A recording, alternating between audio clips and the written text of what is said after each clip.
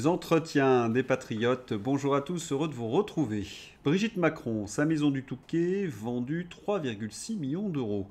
Une affaire plus que louche. Rêve parti dans l'Aude. Le dégoût. Avant de traiter ces deux informations et beaucoup d'autres, vous connaissez la coutume sur cette chaîne. Je commence toujours mon entretien par remercier ceux qui m'ont permis justement de le produire, car ils m'ont financé à l'aide des merci rémunérateurs. Et aujourd'hui sont à l'honneur des fidèles parmi les fidèles Yann Penaud, Dulce Casper, André Lelièvre, Tibert Roltangui, Philippe Bohen, Littlewood et Thierry V. Merci à eux du fond du cœur. Et puis je tenais à vous remercier pour votre soutien conditionnel. Oui, il faut aider la réinformation en ces temps de graves menaces sur la liberté d'expression. Alors, comment faire? Eh bien, c'est simple, il suffit de lever le petit pouce, écrire de gentils messages, diffuser sur d'autres réseaux sociaux et n'oubliez pas d'activer la cloche notification. Merci à tous. La vente de la maison de Brigitte Trogneux rebondit. En avril 2025, vous vous en souvenez, dans un de mes entretiens, je m'interrogeais sur le prix de vente de cette villa bien extraordinaire. La villa des Macron au Touquet, 3,7 millions d'euros. Une villa estimée à 2,2 millions d'euros par les agents immobiliers. Et revendue 3,7 millions d'euros à un homme d'affaires qui à l'époque était inconnu. Cela sent quelque chose, vous ne trouvez pas ? Comme de bien entendu, la presse aux ordres a étouffé l'affaire. 5 mois après mon entretien, le canard enchaîné ressort l'affaire. Les Macron ont fait une belle affaire immobilière au Touquet, comme l'atteste l'acte de vente obtenu par le canard. Leur maison s'est vendue 3,6 millions d'euros, soit 3 fois le prix de l'estimation transmise au fisc en 2014. C'est cet article de La Voix du Nord qui m'avait mis la puce à l'oreille. Une promesse de vente aurait été signée pour un montant de 3,7 millions d'euros, 3,6 lors de la signature. L'acheteur serait un homme d'affaires. Mais qui a bien pu acheter la maison de Bribri? Eh bien, on a son identité à cet homme d'affaires et c'est du lourd, j'en parle dans un instant. Mais on va reprendre ce que je vous disais en avril 2025. Oui, j'avais mené l'enquête. Il fallait rappeler qu'Emmanuel Macron avait menti sur sa déclaration de patrimoine à la Haute Autorité pour la transparence de la vie publique et qu'il avait sous-évalué la maison du Touquet. Cette dernière a été estimée par l'administration à 1,4 million d'euros au lieu des 1,2 million d'euros avancés par le ministre Emmanuel Macron, qui était ministre de l'économie à l'époque. Dans ce numéro, je rappelais également les magouilles du Poudré au sujet de la disparition des millions gagnés chez Rothschild. Manu, devant Pujadas, se justifiait. Il avait dû rembourser un prêt de son appartement parisien qu'il avait acheté quelques années auparavant. Bobard XXL. C'est la vente de cet appartement dans le 15e qui a remboursé les prêts bancaires et les 500 000 euros que lui avait prêté son sugar daddy Henri Herman. Voir l'entretien à ce sujet. Certains me diront « Oui, mais la villa de Bribri, cela ne regarde pas Manu, c'est la maison de Brigitte. » Eh bien, vous avez tout faux parce qu'il y a une SCI. Eh oui, Manu est bien dans une SCI qu'il partage avec Bribri et les enfants Osières. C'est confirmé par les documents officiels. Et aujourd'hui, dans cette SCI, il y a un nouveau bien. Ils ont vendu l'ancienne maison du Touquet, ils en ont racheté une autre. Quel tour de passe-passe! Mais qui a bien pu acheter l'ancienne maison du Touquet 3 fois le prix? Un certain Patrick Pauletta, promoteur immobilier. Selon ses dires, il voulait dormir dans la chambre de Bribri et de Manu. Et cela n'a pas de prix pour lui. Soit il est fou, soit il nous prend vraiment pour des crétins. Un promoteur immobilier qui ferait une si mauvaise affaire, vous y croyez, vous? Allez, on regarde qui est ce Patrick Pauletta. Visite du projet immobilier de l'entraîneur d'Arras. Nous étions en 2019. Aux côtés du promoteur Patrick Pauletta et des équipes Ville d'Arras et de Grand Arras. J'ai eu plaisir de visiter les 11 000 m² de chantier. L'entraîneur poursuit sa mutation. Pour information, Frédéric Leturc est un élu MoDem macroniste et il est en affaire avec l'homme qui a acheté la maison du Touquet. Comme le monde est petit. Puis cela pourrait faire jaser Certaines mauvaises langues complotistes pourraient affirmer, imaginer. Je t'achète ta maison au Touquet 3,6 millions d'euros et tu me donnes en échange des chantiers pour des centaines de millions d'euros. Des complotistes, bien évidemment. Chez Macron, tout pue. Un peu comme à la mairie de Paris. Paris 8e. La mairie de Paris va investir 48 millions d'euros pour 23 logements sociaux grand luxe dans le Triangle d'Or. 2 millions d'euros par logement social pour des gens qui ne travaillent pas, payés par des gens qui travaillent et qui ne peuvent pas se loger. C'est notre époque, c'est socialiste, oui, entre l'acquisition et les travaux, le coût a atteint les 48 millions d'euros financés entre le bailleur social Paris Habitat et la municipalité. Ce prix fait particulièrement bondir, notamment l'élu au Conseil de Paris, Aurélien Véron. Bonne nouvelle, 17 ans après son achat, la mairie va enfin commencer les travaux dans son immeuble somptueux, mais toujours vide, de l'avenue Georges V. 48 millions d'euros pour 23 logements sociaux, plus de 2 millions par appartement. Tout va bien. Oui, Parisiens contribuables, particuliers ou commerçants, voilà où passe votre taxe foncière, plus 62%. 23 logements sociaux grand style, avenue Georges V, entre les Palaces et le navire amiral LVMH. C'est pas cher, c'est vous qui payez. Cela devient de plus en plus fou. Et quand c'est fou, c'est qu'il y a un loup. Je n'ose imaginer. Est-ce possible? Est-ce qu'il y aurait de jolies enveloppes qui circulent sous le manteau? Il ne se cache même plus. Ah, l'immobilier, les macronistes, puis les socialistes. Alors vous imaginez un socialiste macroniste, et qui plus est ministre de l'économie. Vote de confiance. Pourquoi le profil d'Éric Lombard séduit l'Élysée pour remplacer François Bayrou?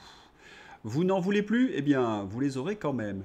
Sa vraie spécialité, acheter un bien immobilier, l'optimiser, déclarer la moitié de sa valeur pour échapper à l'impôt sur la fortune, puis falsifier les données dans le cadre de sa déclaration de patrimoine en tant que ministre. Menteur, falsificateur, arrogant, un vrai macroniste quoi. Et si vous avez de la mémoire, vous vous souvenez de cette entourloupe, j'avais consacré un entretien à ce sujet. Éric Lombard, ministre de l'économie, aurait volontairement sous-estimé son patrimoine. Une maison achetée 1,8 million, rénovée pour 1 million, déclarée à 600 000 euros, alors qu'elle en vaudrait près de 4 millions d'euros. Un appartement de 180 mètres carrés acheté 2,8 millions, déclaré à 1,4 million. Sa femme dirigerait Alma Era, une société sans clients qui verserait pourtant 6 millions d'euros de dividendes par an au couple. Et il déclare, malgré la sous-évaluation, 21 millions d'euros à la Haute Autorité pour la transparence de la vie publique. Parfait exemple de socialiste macroniste. Il n'y a pas à dire, Macron sait choisir ses collaborateurs. Une information qui vous a fait réagir, la carte Yu-Gi-Oh! La carte Le Dragon aux yeux bleus. Ce dragon légendaire est un moteur de destruction extrêmement puissant. Il est presque invincible. Très peu ont affronté cette créature impressionnante et ont vécu pour le raconter. Est-ce qu'Emmanuel Macron essaie de nous délivrer un message? Si oui, il est complètement timbré. Et là, on va devoir faire un petit point, parce que vous êtes très nombreux à m'écrire, il n'est pas incompétent, il n'est pas fou, il n'est pas immature, il sait ce qu'il fait, c'est le plan. Bon, primo, le plan, on le connaît, il existe depuis très longtemps, c'est la feuille de route de l'Union européenne, le fédéralisme, avec ses alliés, l'atlantisme et la finance. Il suffit de lire pour s'en convaincre, la grande réinitialisation de Klaus Schwab ou de visiter le World Economic Forum. C'est en libre accès. Secondo, Macron est vraiment incompétent et complètement mytho. Lorsque vous lui mettez en face une journaliste comme Agnès Molinier, qui connaît un petit peu les questions financières, il explose en plein vol, il ne sait rien et il ne comprend rien. Tous ceux qui l'ont approché, qui ont essayé de discuter avec lui, s'en sont rendus compte. Il est menteur et mytho. Il a même dit un jour « Oh, en finance, je n'y connais rien ». Tertio, Macron comme génie du mal, ah, là c'est très intéressant, parce que ce narratif est véhiculé par les macronistes, oui, par les trolls macronistes. C'est pour faire en quelque sorte un pendant. D'un côté, vous aviez le Mozart de la finance, le génie qui essayait de séduire, et de l'autre, le génie du mal, pour être craint. C'est ça Emmanuel Macron, c'est ce en même temps. Séduire, faire peur.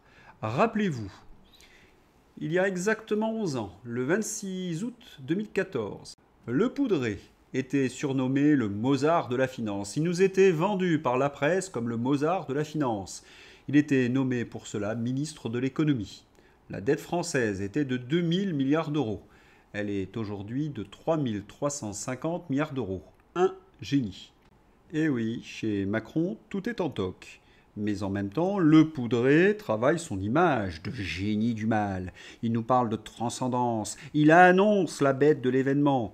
Macron, c'est l'antéchrist. Et toujours le chiffre 666 qui lui colle à la peau. De ses scores électoraux au chiffre de son scooter d'Emer. Oui, 666. Tremblé dans les chaumières.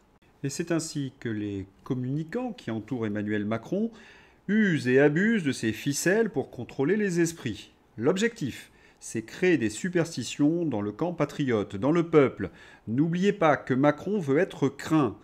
Il veut absolument faire peur du gothique de pacotille. Par contre, c'est vrai, il a vendu son âme au diable, et le diable s'appelle Klaus Schwab. Et pour ceux qui ont des lettres, ils savent comment cela se termine. Faust finit aux enfers. Pour faire ce que fait Macron, il faut être complètement perturbé et pas très brillant. Vous savez par exemple qu'à l'Élysée, ils sont terrifiés, Brigitte a déjà fait une dépression et Manu aussi. Mais alors, si Macron est une imposture, qui dirige vraiment notre pays? Eh bien, vous le savez, c'est l'Union européenne par ses directives. Et à l'Élysée, qui dirige l'Élysée? Oh ça, il y a des témoignages très nombreux. Blanquer a été nommé ministre de l'Éducation nationale par Brigitte Macron. Il ne s'est pas attaché à améliorer le lamentable niveau scolaire. Sa mission consistait à bourrer le crâne des gosses avec la propagande transgenre. Coïncidence?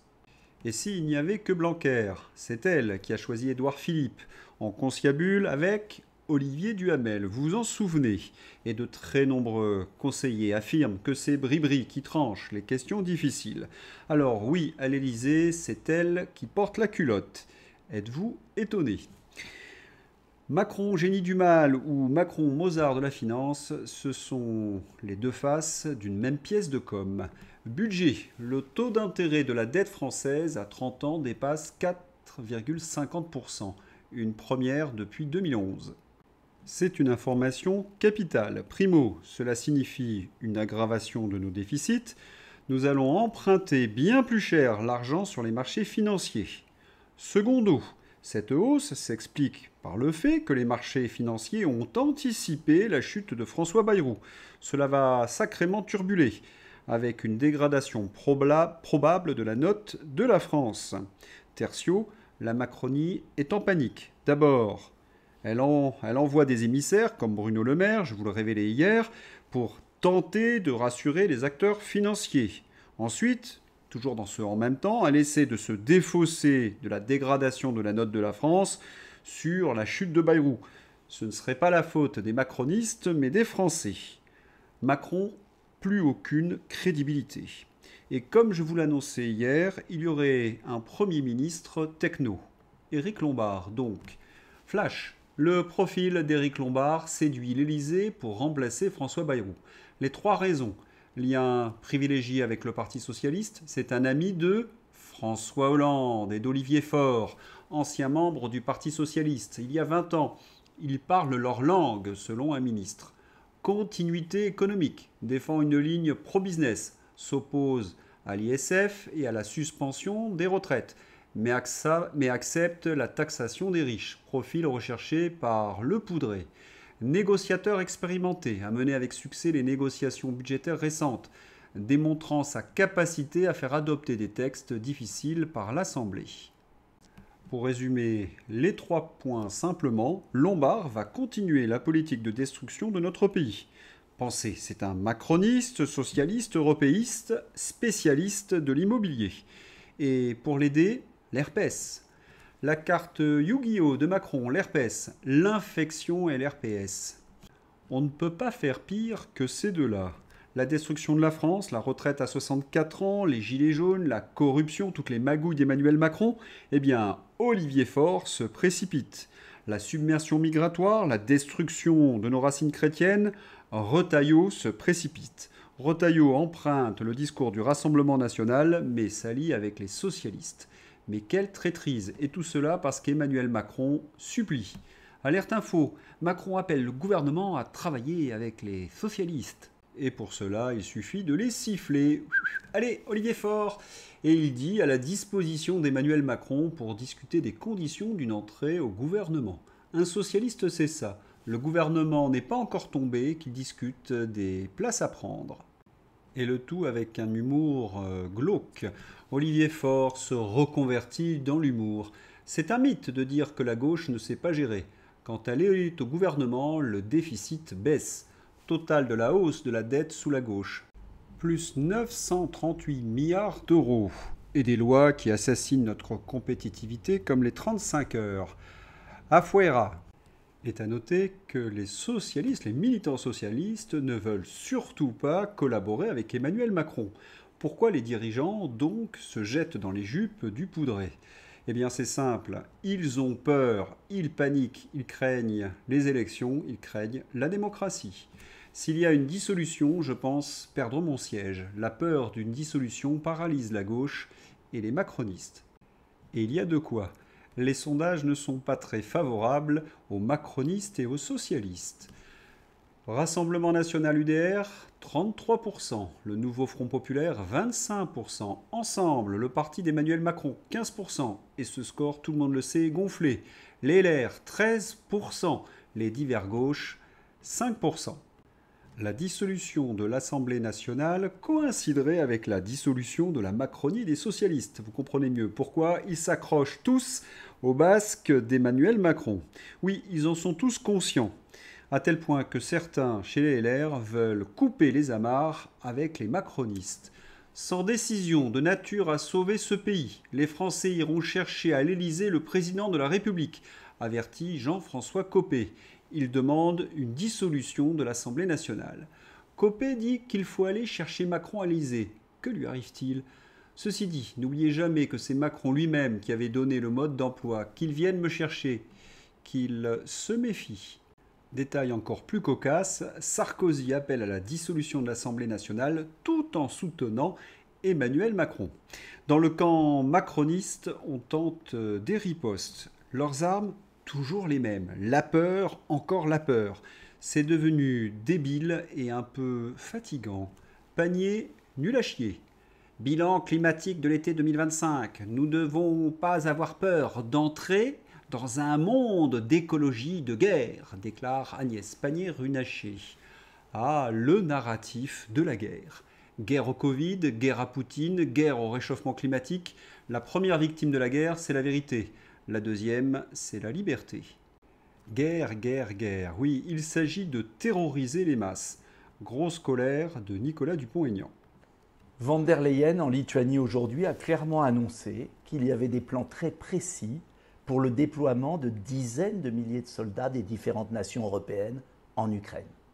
Il y a quelques jours, le Canard enchaîné a révélé que le ministère de la Santé demandait aux hôpitaux de se préparer à accueillir des milliers de soldats blessés. Et Macron, à Brégançon, avec le chancelier allemand, a encore remis en avant son idée de partager notre dissuasion nucléaire. Toutes les pièces du puzzle se mettent en place. Une folie financière. On s'est déjà engagé pour 50 milliards d'euros en Ukraine, alors que Bayrou fait la quête pour 40 milliards. Une folie humaine, une tragédie humaine pour nos enfants, nos jeunes soldats. Et puis, une folie géopolitique. Au moment où Trump fait la paix avec Poutine, les Européens, pour se maintenir au pouvoir, les dirigeants européens, veulent entraîner leur peuple dans la guerre. Il faut donc destituer Macron, censurer le gouvernement Bayrou bien sûr, mais cela ne suffira pas. Et il faut vraiment entamer la destitution de Macron. C'est la seule solution pour éviter demain une tragédie.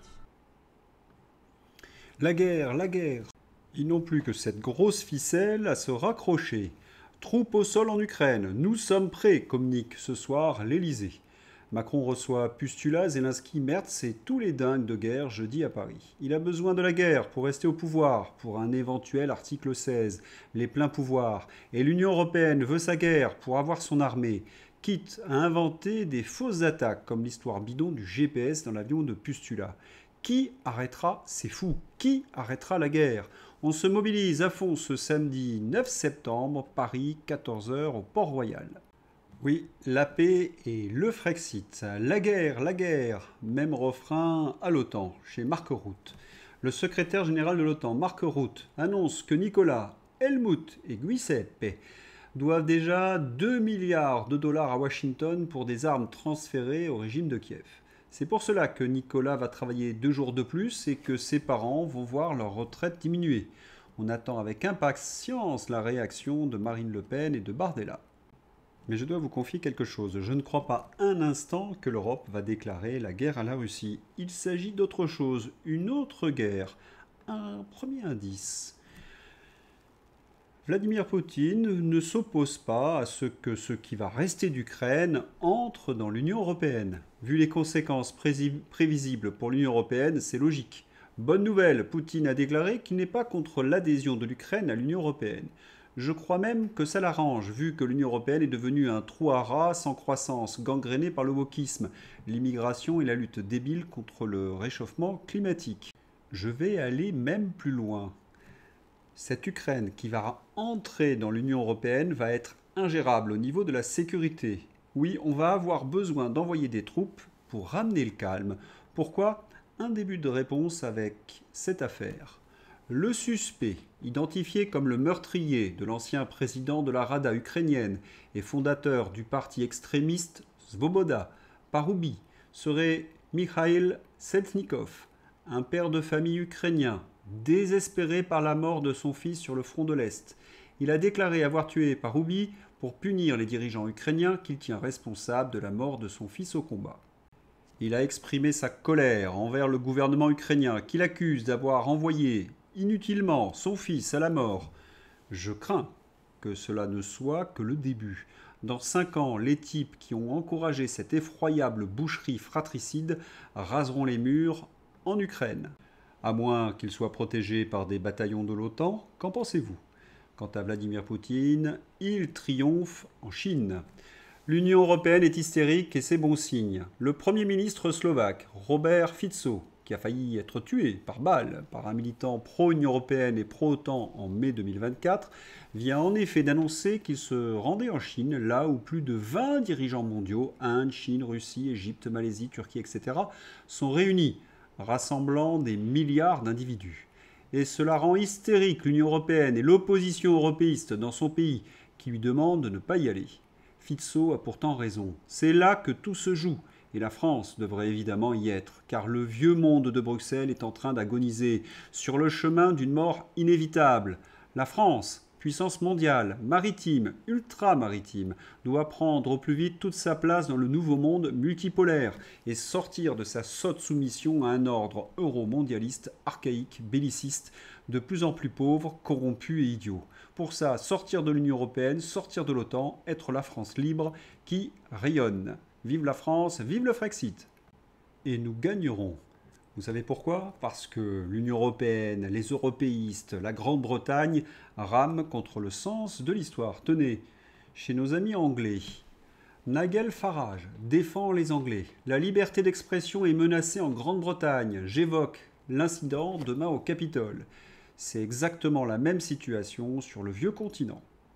Le dessin qui résume la situation. C'est les Russes, dit Pustula, et toute la presse aux ordres braille c'est les Russes. Et pourtant, c'est une énorme fake news. La tentative d'assassinat de la présidente de la corruption européenne est une campagne de propagande comme toujours. Une histoire fausse et même pas crédible. Merci le service com de la Commission. Comme je vous le révélais hier, les Russes qui auraient brouillé le GPS de Pustula est une colossale fake news, propagande XXL. On attend toujours les excuses de tous les médias français. Bon, on va attendre longtemps quand on voit le pédigré de ces journalistes, comme Jean-Michel Laplaty.